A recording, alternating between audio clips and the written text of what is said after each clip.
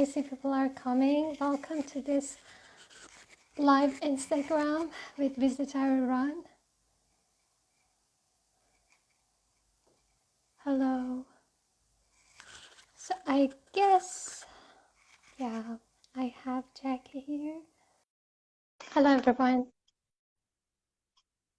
I'm sorry, I have closed the comments for now, but at the end of the session, we will have a answering questions session. Hello, how are you? Good, how are you? Fine, thank you. Good. How's everything? Good. And Do you hear me well? Yes. Great, okay. So, how are you doing with coronavirus? Is it going worse or no? I'm in Turkey now. I don't know. Everything's normal here, so I don't know what the cases are. So that's great. Okay, so let's start. I first of all want to say thank you for accepting my invitation and welcome to this interview with me. Thank you for having I'm very happy to have you here. So I want to say that my guest today is Jacki Ueng, founder of the travel blog Bohemian Vagabond, and I'm very happy to see you here and have you here. So we're going to talk about many different things about your experiences in Iran, and maybe many of our followers do not know about how Iran could be. So first of all, I'd like to know about yourself. Would you please introduce yourself to our followers and say how did you get into traveling and when did this interest somehow started in your life? I was born and raised in Los Angeles to Chinese American parents, and went to school there my whole life and studied cultural anthropology and philosophy in university. So I always had an interest of different cultures around the world, and I remember being in like my parents' car and looking at other cars and wondering the stories of other children that looked different than me. So it was always a big interest, and my parents started taking me traveling when I was in high school to Europe and to Asia. And the more I traveled, the more I wanted to do it, and the more I wanted to do it on my own because I really hate the big tour buses. And tour groups and stuff like that. So as soon as I started working out of college in the real estate industry, I started saving money, and I would go on 1 trip a year, 2 trips a year, eventually 5, 6 countries a year. And along the way, I started my travel blog, which is a passion project. Started with my first trip to India by myself in 2007. And then after that, I just kept writing and writing.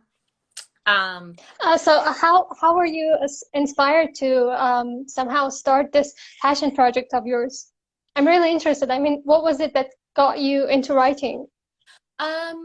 When I went to India the first time, I just kept a blog just for my family and friends. I wasn't thinking of anything else. Instead of writing them individually and saying, hello, I'm alive, what did I do today? I just started the blog. And in 2008, I think that I went, it was very common for solo female travelers, especially with blogs. So I had some more traction back then, and I was connecting to a community of travel bloggers. And then along the years, I just kept posting and posting, and then eventually I started getting invited by tourism boards and hotels and restaurants around the world. So I revamped the website, I hired someone and took it a little bit more seriously. But it continued on as a passion project. And I keep my job in the real estate field. So it's kind of nice to separate where I make my money and then where I have my passion. And yeah, I understand. yeah, I also make some money and I also get to travel, but I do keep that separate, which is nice. I think that's difficult, you know, for example, me, myself, and I know many young people like myself all around the world that like to somehow get away from this fear of making money and just be on the road, go everywhere they want, and at the same time try to somehow earn the money that they need. That's very difficult, and that seems difficult to me myself, I mean. Yeah, definitely. Yeah, I really like to know how one can really manage that. I mean, for me, I work in the real estate field in sales for a title insurance company. So I don't know if you guys have title insurance or not. It seems more of a United States thing, but I would just Yeah. advise you take on a sales job if you have interest in meeting different people, because when you're in sales, you get commission. So it's better than a salary, Mm-hmm. which, I mean, a salary job is okay also if you have the flexibility Yeah. to travel. But if you can get a commission job, then that means that it doesn't really matter how many hours you put, as long as your production is there and you bring in whatever product you need to sell, then you make money, your boss is happy, and then you can do whatever you want. Yeah, I know. So you said you've been in Turkey now. I think it's been a while that you're in Turkey, right? Yeah, So 20. would you tell me the differences that you find between Turkey and Iran? What makes Turkey stand out in your view, and what makes Iran stand out in your view? Because I think a lot of people misread the thing that maybe Turkey and Iran are very much alike. I'd Mhm. like to know your view about that. Sure. I mean, I think the people that have not come to this region of the world, they always lump it together, right? That's just human nature. They say, oh, that whole Middle East region, which is Yeah. this. And actually, people in Turkey, they don't consider themselves Middle Eastern or of the Middle East. Mm-hmm. It doesn't matter which way you want to label it. But it is very different. I mean, Turkey is not an Arab country, just as Iran is not an Arab country, but this whole region is surrounded by Arabic speaking countries, Yeah. and they're all beautiful in their own way. I mean, there's influences with each other, of course. Iran, or the form, was ruled by Ottoman Empire, but not anymore. The languages are different. The food is different. Um, I mean, it's so really hard to say. To me, it's a world of difference. I can say Yeah. what's similar is that people are very hospitable in both. Um, there's rich history here, like deeper history you would find in the US, for example, and a lot of other places. Yeah. Um, but it's so different. I don't even know where to begin. Yeah. So which one do you suggest for someone to visit first, India or Iran, and why? Um, Sorry, Turkey or Iran, and why? um, I mean, maybe first I would say Turkey, just because, at least for me as a US citizen, it was a lot harder to get a visa to Iran. It took about 2, 3 months. I mean, I would Yeah. recommend both, but I think if you have not been to the region, maybe your first step would be to Turkey, because you could get a visa Hmm. online in 2 minutes. The flights are easy. You show up here, and then you get a taste of this, and then move on to Iran after, once you have the visa sorted out.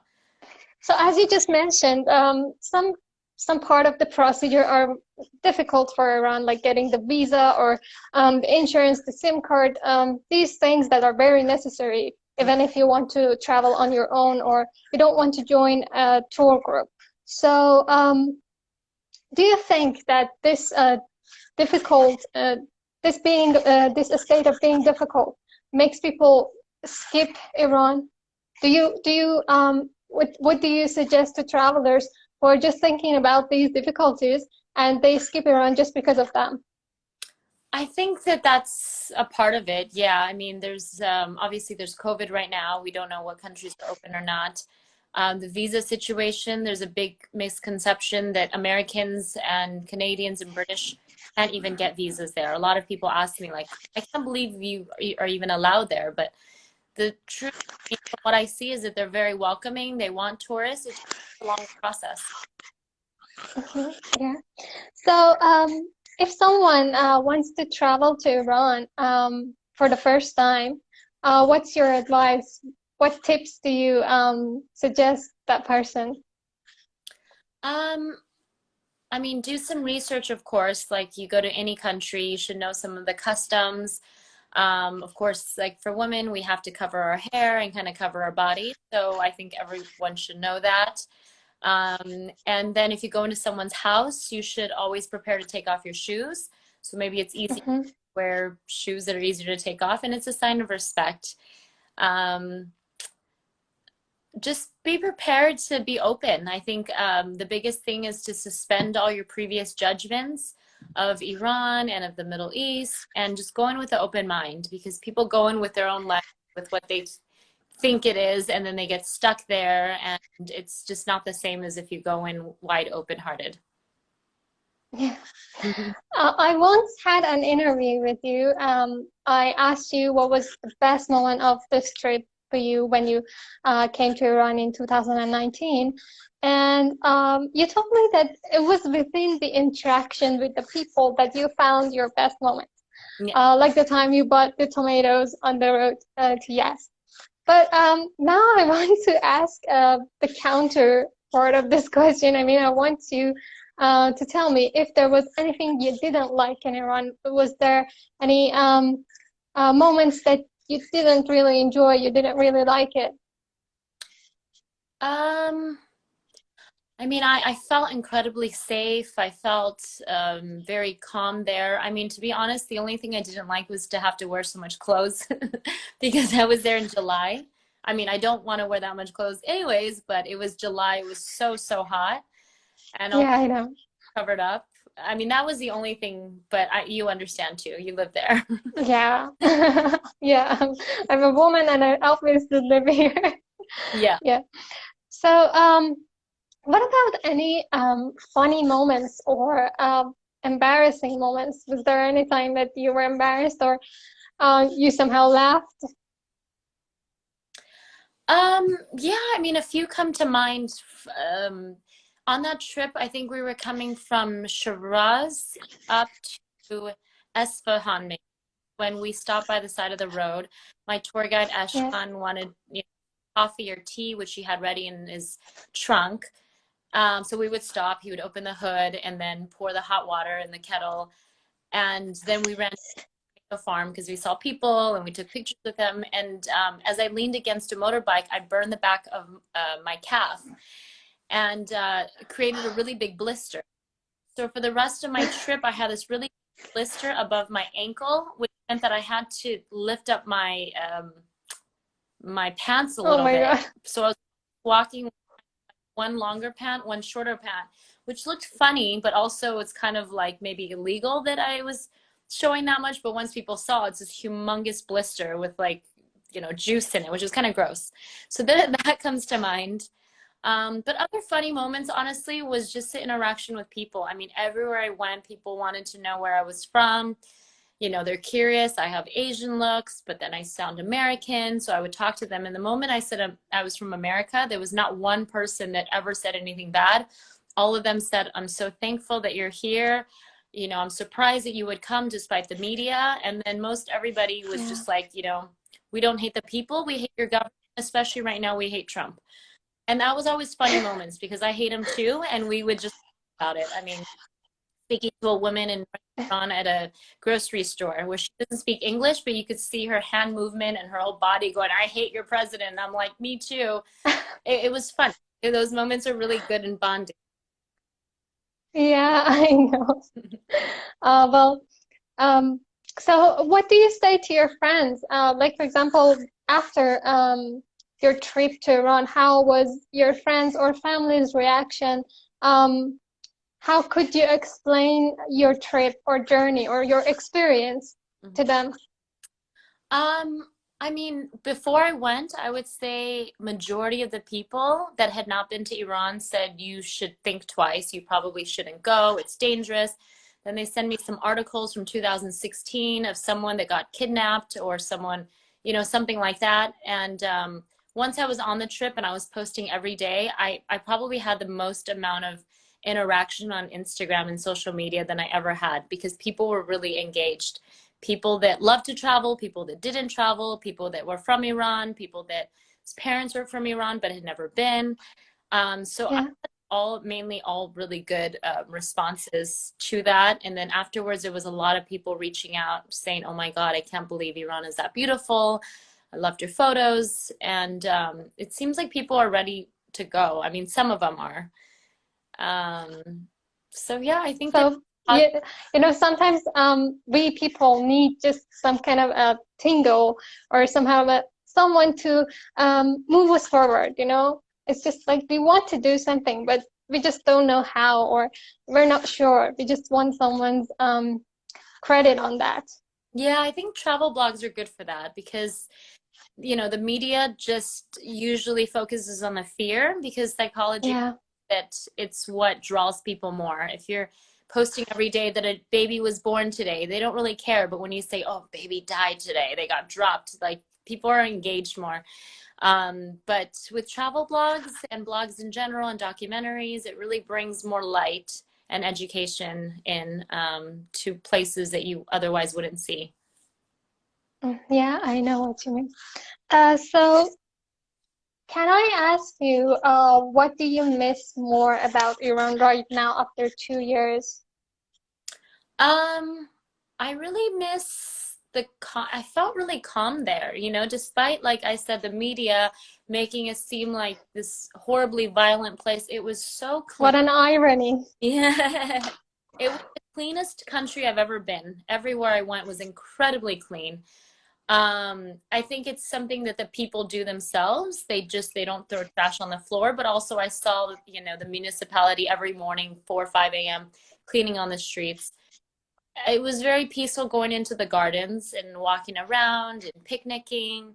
I love the food. I absolutely love the food. And really, the people are so nice and calm. So I do miss that. And there's so much more to see, and the contrast between in the south and Shiraz with the kind of all the greeneries, to the desert in Yazd, all the way to the north to the Caspian Sea, which is another different world that I would really like to explore more. Yeah, that's exactly one of the things that people don't know about. I mean, they think that Iran is just desert and there are no greeneries, no coastlines, nothing else. And that's a bit, yeah, that really hurts sometimes our feelings, our Iranians' feelings, I mean. I really hope that everyone take the courage to come and visit the country just for the sake of doing it. Mm-hmm. Yeah. So, what experiences and what places that you have been to before are on your list to revisit or re-experience if you ever want to come back to Iran, visit again? You mean what cities in Iran, or? What cities, what experiences? I mean, it can be an activity or just one particular place. I mean, one attraction, maybe just knock down a square or something like that. Kind of from Shiraz all the way up to Rasht in the north, but I would love to go to the west and the east also, and to also see the beaches there. And we focused a lot on sightseeing and UNESCO heritage sites last time. Great, but this time I would like to slow down more and just kind of spend a few days at a guest house, at some local families' houses, learn to cook, and kind of do everyday things. That would be nice, like a slower paced travel there. So I think I need at least. Oh, yeah. Sorry, I lost your words. I would need at least 3 to 4 weeks, I think, to do that.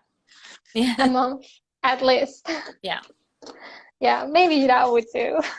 Because you know how expansive the country is and how there are many different sites to see, many different people to see, I mean, different ethnicities. Yeah. So, in your next experiences, so you'd like to go to the east or maybe the west, right? For new places. So, you know, we have a range of activities in VisitOurIran. We have religious tours, we have activity tours or nature tours, we have wildlife tours as the first travel company here. So is there anything special that you'd like to take for the next time that you travel to Iran? Like any special experiences? I think maybe a mix of food. I love food.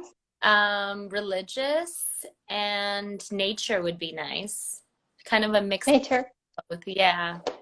You know, Tehran has the option of skiing, and I mean there are many different places in Shiraz or the northern Iran that you can go canyoning. And it's amazing. I really recommend the amazing nature. I would love to do that. Yeah. So Well, I have a challenge for you, somehow a game. I am going to explain it to you, and if you agree, we can play the game. Okay. It's a game in Iran we used to play as child. You know, I have one word in my mind, and you can ask me 20 questions in order to guess the word. And the word that I have chosen today is something that you can only find in Iran. And it's just for Iran, you know? So you can ask questions like, is it metal? Is it wooden? Is it going to fit in my pocket? Is it something that I can eat? With these questions, you can reach the answer. Okay. And it's a bit difficult, but I will help you if you needed my help. Okay. So, Is it something you can touch? mm, it might be. Is it food? It's something you eat. Okay. Is it sweet? Mm-hmm. Yes. Is it considered a dessert? No, but it can be used to make a dessert. Is it like honey? No, it's not honey. Okay, so it's made to use a dessert. It's made to, it's even made to use to make different foods. The Iranian use it a lot. Hmm. Is it like a powder form? Like No, not a powder form. not a powder form, but it's sweet. Is it made from like, it's not honey, but is it made from some type of bees or animals? Not bees, not animals, but flowers. Flowers. So it's like pollen, like. I can give you a hint. Mm-hmm. The city in which you can find a lot of it is Kashan. Mm, I did stop by there. Is it like pomegranate syrup? No, but you're getting close. It's liquid. Yes, I think I know, but I You've forgotten the name. so close. Oh, someone just said it. I see it, but I don't know what it is. So, It's uh, golab. okay. It's actually, you know, in English they say rose water. Yes, yes, yes, yes, yes. I remember. Yeah, I remember booths of selling rose water. yeah. You know, it's used in many foods in Iran, even in desserts, Mm-hmm. and it has the sweet taste. Yes, I've had the rose Yeah, in Los Angeles, in Tarantulas. yeah, tarantulas. So, what's your favorite food in Iranian foods? Because you said you were very fond of the foods. Gourmet Korma sabzi, and yes. beef lamb kubide. Yeah, korma. So, Okay. And you had the experience of cooking in our cooking classes, right? mm-hmm. So can you explain how was your experience? How did you like it? Do you like to cook more Iranian foods? I do. I love to cook. I love to cook everything. We learned to make gourmet zabzi, which was awesome. And it was nice going to woman's house and kind of playing music and going with the ingredients in rushed. So something different. I really, really enjoyed that. And I want to do more of it next time. Learn to cook different things. Yeah. And also, did you find any friends here in Iran that you're still in touch? I'm curious to know. I mean, because we were on a tour Yeah. with our tour guide, Ashkan, and our film guy, Farhad, I think his name is Farshad, and the Visit Our Iran guys, Puyan and forget the other guy's name. So they're really Yeah. ones I'm in touch with. I didn't meet too many people. Well, and also the lady who taught me how to cook. But we were on a Yeah. trying to see as much as we can and filming everything. So we didn't get to meet as many people. But next time I hope so. Yes, definitely. Mhm. Next time, definitely. So, we'll be happy to see you here again, and I really like to know what would you plan for your next trip in Iran. Do you have any idea right now about it? I mean, are there any certain specific points that you'd like to go and visit? Um, I want to go to the islands. I think there's one Mm-hmm. islands, right? Uh, Yeah, there are a number, mhm. many actually, but Hormuz Island and Kish and Qeshm are the most famous ones. I mean, more popular with the other travelers, Mhm. particularly Hormuz because it's very beautiful. The red soil and the colorful hills are very famous. Yes, I would love to do that. I would love to go to would be awesome. Also, a big and spend time along the north more. That would be good. Yeah, yeah, that would be great. So we'll be happy to see you here. Definitely. And are you guys open now for tourism? Yeah, yeah, you can come to Iran right now. And there are some certain rules for the um being vaccinated. You must be vaccinated, and you need the green pass for that. Hmm. And you also have to take the PCR test Okay. before coming. I think Yeah. that's okay. Yeah, that's not very restrict rules. Right. So I guess we can see you here. Yeah. See you soon. Yeah, great. Okay, thank you for being here tonight, and thank you for having this interview with me. It was very good and I learned a lot. I hope that other people have learned a lot too. I don't know if they have any questions or not, but people, if you're here and if you're listening to us, if you have any questions, please leave your questions. Um, Even if you have any questions about Jackie's experiences, you can ask. Sure. Any questions? I guess I guess that there are no questions. Are there? No. I can't really see. There's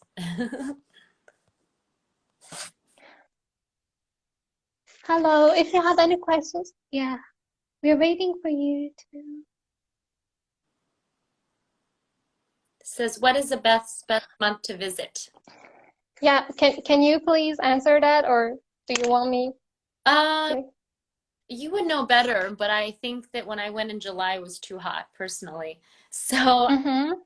um, maybe was it September to April or something? I don't know. Yeah, I would recommend the autumn Hmm. season, Hmm. or more perfectly is the actually it's the three first months of the year, because it's not between summer and um winter. It's going to be a bit milder, but actually the difficulties with that is that um in Nowruz, people in Iran also go to many different places, and it's going to be get uh, a little overcrowded maybe, or so you can maybe come in May, early Hmm. May. That would be Hmm. better. Yeah, but definitely autumn is better. So, any other questions? To avoid rain, when is the best month? Less rain, but less hot too. As I said, so somewhere um between the cold months and the warm months. So Hmm. you can come. Maybe March. March. March would be better if you want to run away from the rain. And someone asked about visas from the US to visit Iran. Do you know about how long it takes now for the process? Well, it takes a bit longer than the visas for other nationalities. For example, someone from Germany can get it like in 20 days or maybe a month. But Hmm. for someone from US or the UK or Canada, it can take between 2 to 3 months. Hmm. Okay, yeah, Yeah. so people should probably apply at least 3 months before their Yeah, to make sure that everything will be all right. Sometimes it can mm-hmm. take less. Mm-hmm. Yeah, it depends. Any other questions? So someone has said, did you have a bad experience in Iran? If yes, what was it? Personally, I did not have a bad experience. No, I didn't. Hmm. So I think that you said the only bad thing for you as a woman was the covering of hair and the clothes, only because it was in the warm month of the year. Yeah, that was the only thing. I mean, I understand that's the rule and I'm going to respect the rule, but that was the only tough thing because it was really hot sometimes to be. Yeah, I understand. And then And Catherine asked, are you in a group tour? Was it safe to walk on the street on your own? It felt incredibly safe on, our own in the middle of the night, anything. It felt like a very safe place. mhm. So are there any questions? Any other questions? I guess I have all asked all the good questions myself.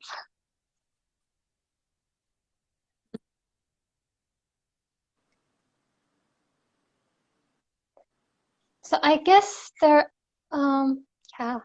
you're welcome. Okay, so I guess there are no other questions. Thank you, Jackie, again for having me here and for accepting my invitation. Thank you very much. Thank you everyone for listening to us. Can we hire cars or bike or rent them in Iran? Yes, you can. If you want to hire cars, you can contact Visit Our Iran experts, and we will help you with that. So you can move around on the road on your own. And Jackie, you answered this question, please. Do you suggest to travel in Iran by road? How was your experience on the roads? I mean, I didn't drive, but the roads were very, very good. I mean, throughout the country, just like in Turkey, the roads are honestly better than the US, I think, in a lot of ways. Uh, Perfectly paved.